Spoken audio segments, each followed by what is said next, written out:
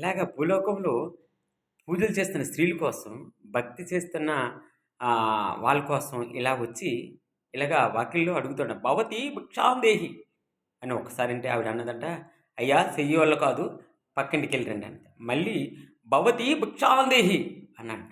మళ్ళీ అన్నదంట, "అయ్యా నీకదే చెప్పింది పక్కింటికెళ్ళు." మళ్ళీ మూడోసారి అనంట, "భవతి భిక్షాం దేహి."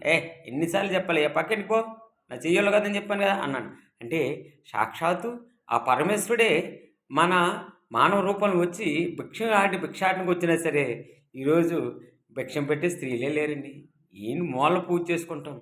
కానీ మన వరకు ఎవరైతే ఈరోజు వచ్చారో అసలే ఉపవాసం అంటే ఏంటో తెలుసా? ఈరోజు నువ్వు ఏదైతే ఆహారం తినవో ఆ ఆహారాన్ని ఆ రోజు సాధువులకు గానీ, భిక్షవాడికి గానీ పెట్టే భక్తే నిజమైన భక్తి. భగవంతుడు అనేక రూపాలుగా పరీక్షలు చేయడానికి వస్తారు. మనకి ఇచ్చింది 24 గంటలైతే, ఆ రోజులో 24 నిమిషాలు గానీ, 24 సెకండ్లు గానీ దేవుడిని పూజించడం గొప్ప విషయం. యెస్.